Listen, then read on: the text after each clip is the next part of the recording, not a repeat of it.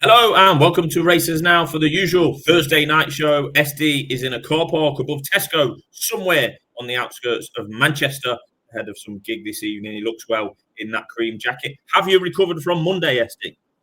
Yeah, just about, just about. Jesus Christ, I've not drank that much for an awfully long time. So yes, I'm delighted to say I'm firing on all cylinders ahead of a monumental weekend of travelling.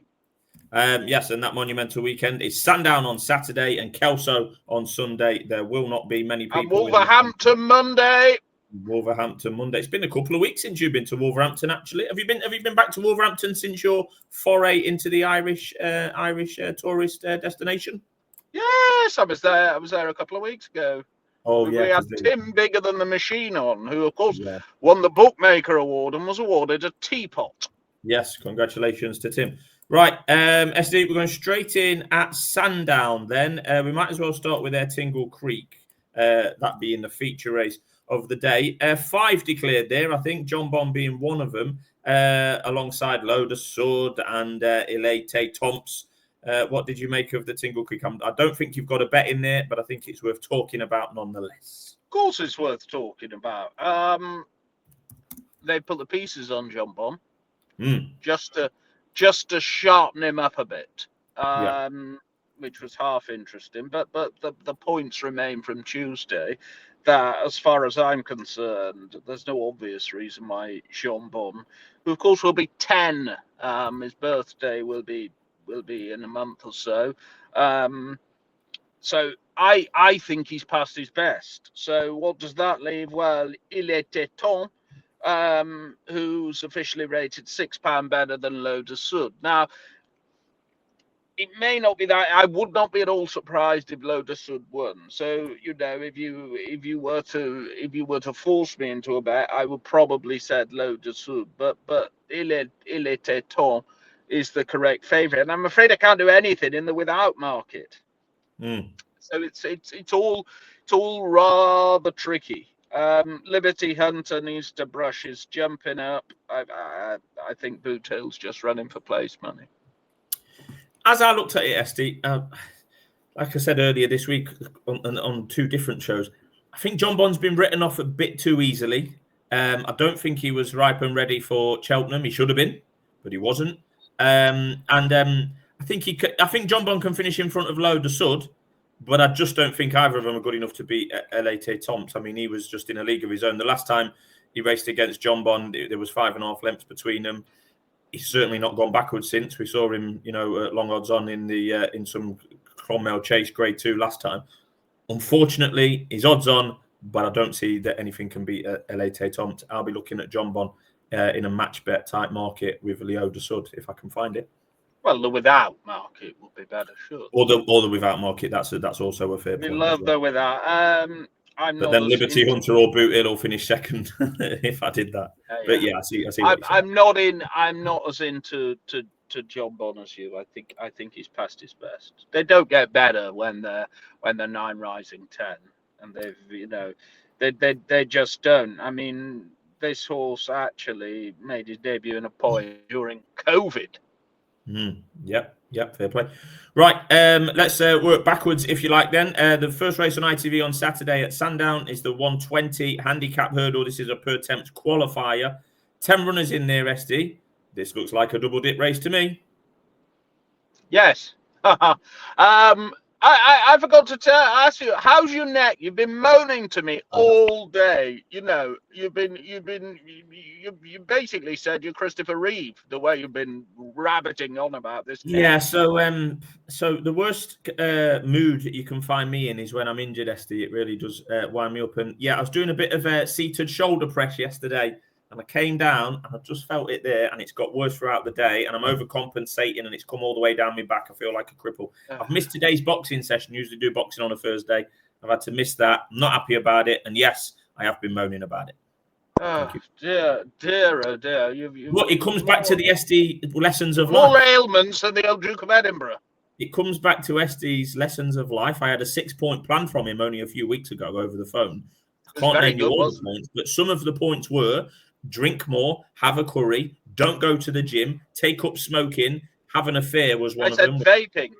Vaping, take up vaping, have an affair, and go on holiday. So that's SD's 6-point plan for any males out there, particularly males that might be having a bit of a rubbish day or a rubbish time of it. That's SD's 6-point plan. Just to reiterate: stop going to the gym, take up vaping, drink more, have a curry, have an affair, go on holiday. I said socialize more. I said your family and your leisure time was inappropriately spread.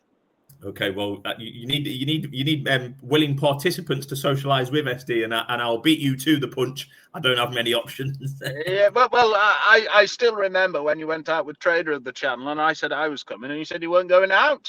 I mean, this is what we're up against. This is what we're up against. We've digressed, haven't we? 120 Sandown.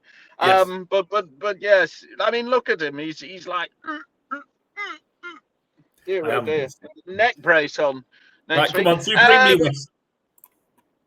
Yeah, I think the angle with Supremely West, there's a slight concern, isn't there, about that run last time? And there's also a slight concern that they may just keep him handicapped for the Patems. But I would be pretty amazed. I know people think the Newlands are pretty good, but Jimmy Fife is a man. He's a Scotsman. He means business. He sent it to Skelton. I'd be pretty amazed if they couldn't improve this horse. The one thing in the back of my head is, are they just going to run it, not blow the mark for the Patems? Yeah. But it's pretty early to be doing that. And I did the form earlier, and I thought he'd be somewhere near favourite, and he isn't. So I want to back him. I also want to sort of hit left field and back Greenbrook, who, well, we know Venetia, but she's not struck form per se. Jesus Christ, this is left field SD. He's been off 996 dates. Well, he has, but it is exceptionally left field. But what this horse loves is, for my money, his two best performances have come around Sandown Park. And if they didn't think they had something there, dearest Lady Price, Seashore, Sea Boylan, and I Tag probably wouldn't have persevered. Now the chances are he'll need the run, but he's pretty damn well handicapped. He won a 3-mile handicap hurdle here, which Barracuda won 1 year. Is that me, or does someone just bleeped? Oh, and I think he should go pretty well here if he's fit. Look, your chance in the fitness, but at 25s, there's some rain forecast at Sandown. That'll suit him. The course suits him. The mark's good. The major drawback is the fitness, but she wouldn't put him in a race like this if she didn't think he could win. Well, it's a long way to Sandown for a chasing. Well, it is. Don't I know? Yes. As SD will be finding out. Right. Okay. Well, that's a double dip in the 120 then, SD. We're going to go to the 225 next at Sandown. Actually, we'll talk about the 150. This is the Henry VIII novices. 4 in there, SD. But I would be a layer of Lulamber. Put it that way. He's 4 to 6. If I could lay 4 to 6, which I've not looked at the exchange. I don't know if you can. I'd be reasonably happy to do that, because Be Aware and Lump Sum aren't mucks. Lulamber's obviously got the sexier profile. He's just had the 1 chase start, Nicky Anderson, etc. Cheltenham second by a neck in the Triumph or whatever it was. Fair enough. Nice profile. But at 4 to 6, short enough. I agree. I would be a layer, but it was a question of which one. Probably Be Aware. Probably. But the other 3 certainly have a chance. I've half a feeling Lump Sum might be slightly better fresh. Alan Lamb's done nothing wrong, but this is a step up. Be Aware's got some chasing form in the book. I could just see them flying down the back and him missing a railway. Lower Lambert. I'm not quite sure he's a dyed-in-the-wool 2-miler. And it is, of course, worth pointing out that the chase course, I did speak to Andrew Cooper on Monday, actually. The chase course is a lot quicker than the hurdle course for obvious reasons, but you have to point this out at every meeting at Sandown. For a 4-horse race, it's a very good one, isn't it? Yes, yes. Even I, who talks down small field sizes every week of the year, would agree with that. Right, so that's no bets in either of the grade ones, but they are interesting nonetheless. There's a 2-mile handicap hurdle at 225 SD. There's 11 in there. Not a double dip race, because I think this is a confident selection from SD. Well, I think Knickerbockerglory will win. I think it really is that simple. He's got a great record first time up, this horse. This is the time to catch him. I mean, he won. If we go back to to 2022, he won first time up.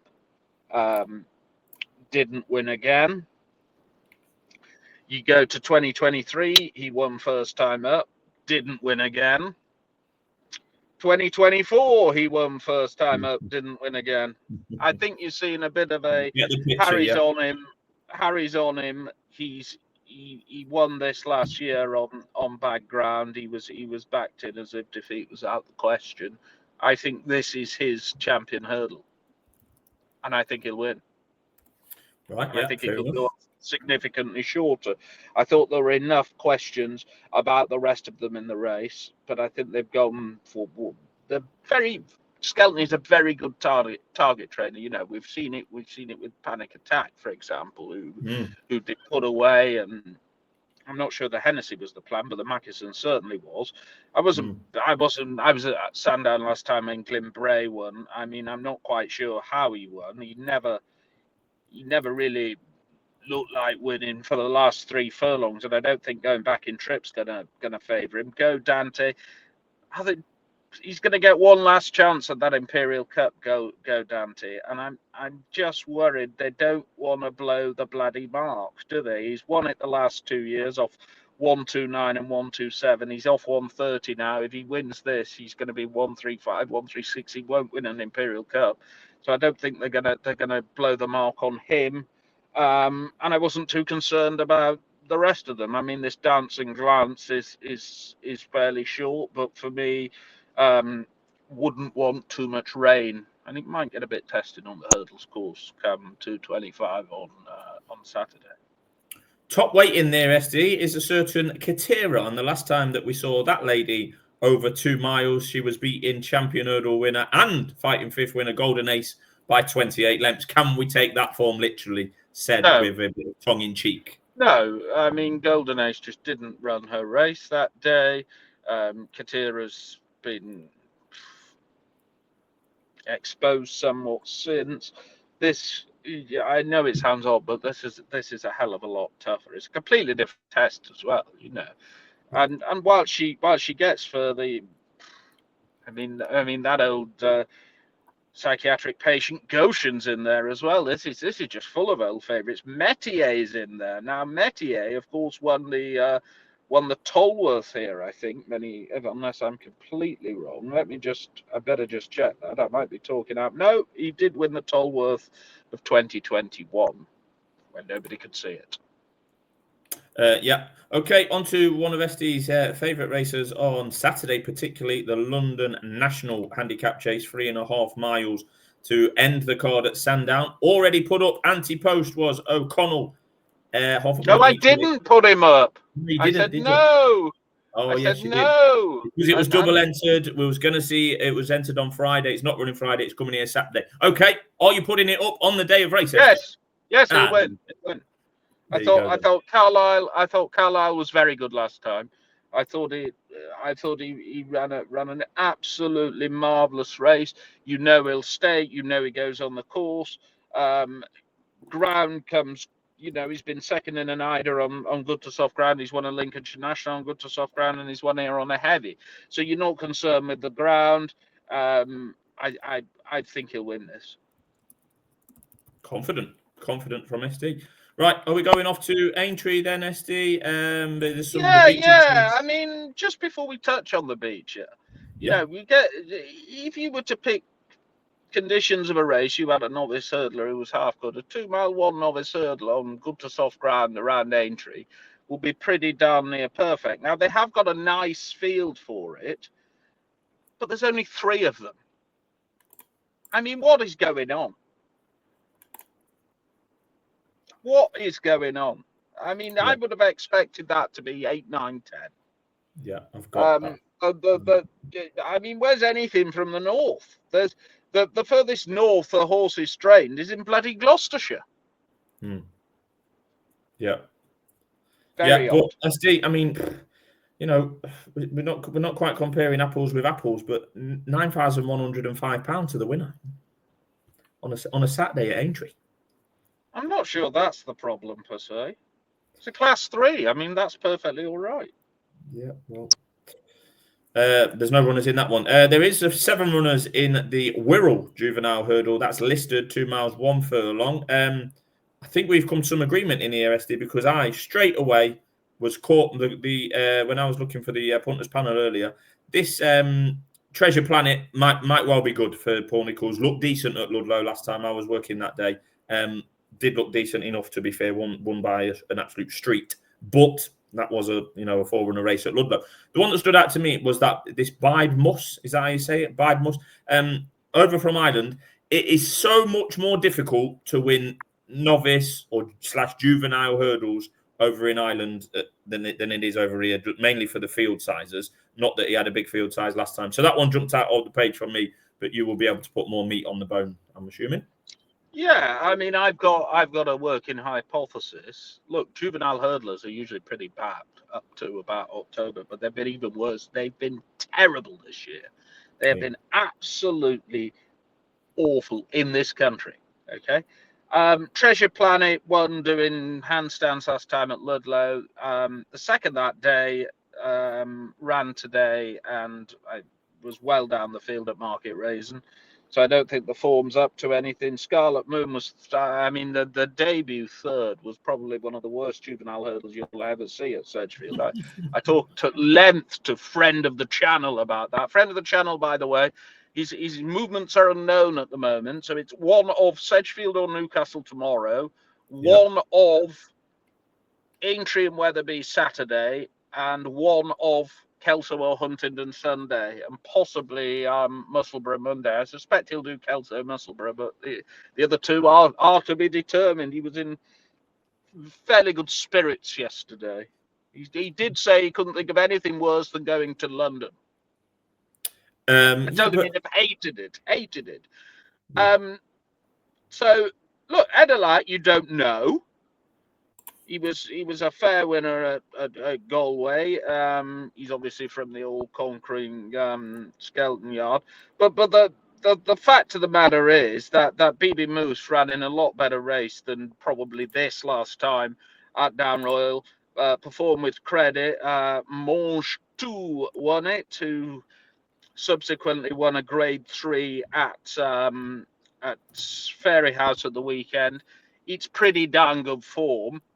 Yes. And I think it's a different dimension to these. So I'm with him. I was along similar lines to UST, but you have a better mind for the National Hunt game than me. On to the 240 then. This is the Becher Chase at Aintree over the Grand National Fences, 3 miles, 2 furlongs. It has absolutely lobbed it down just down the road from Aintree today where I am. It's been terrible rain all day. That can only play into the hands of Mr. Van Gogh, who had a very, very productive last season. Let's be honest. He won the London National, the Peter Marsh, and the Midlands National. He has gone up £17 in the handicap as a result of those runs. All roads lead to Aintree in April, I would guess, with that one. But the rain certainly would help, and a fair few familiar names also in there as well. 13 runners, SD. Yeah, I mean, Mr. Bat, who doesn't like the Bradstocks? You know, they have very, very little in the way of horses. A lot of them were out of that great play made. Of course, they had Carruthers and Coney. Coney Gree won a Gold Cup for Mark, and sadly, Mark passed away, and now Sarah's taken on the baton. And It's not. It'd be a lovely story if Mr. Bango won, and I'm not saying he can't. He's just a bit short. Look, if he won this in an absolute mire of a Gold Cup, he would probably come into the equation because he'd be rated somewhere in the region of 160. I'm not saying that's good. I'm not saying back Mr. Bango for the Gold Cup, but that's the conversation that Brad Stokes will be having, because the other thing you do is you blow the national mark winning this, but by the same token, you're probably not going to get Mr. Bango's ground, which was, of course, officially when he won at Uttoxeter, good to soft, but was heavy on times. Well, that was a highlight of 2025. I remember collaring the clerk. One of a handful of going description forces, but that was right up there at the top. That was the top. I thought Gaboriot ran an absolute screamer in the Grand Sefton last time. I remember you saying behind Colonel Harry.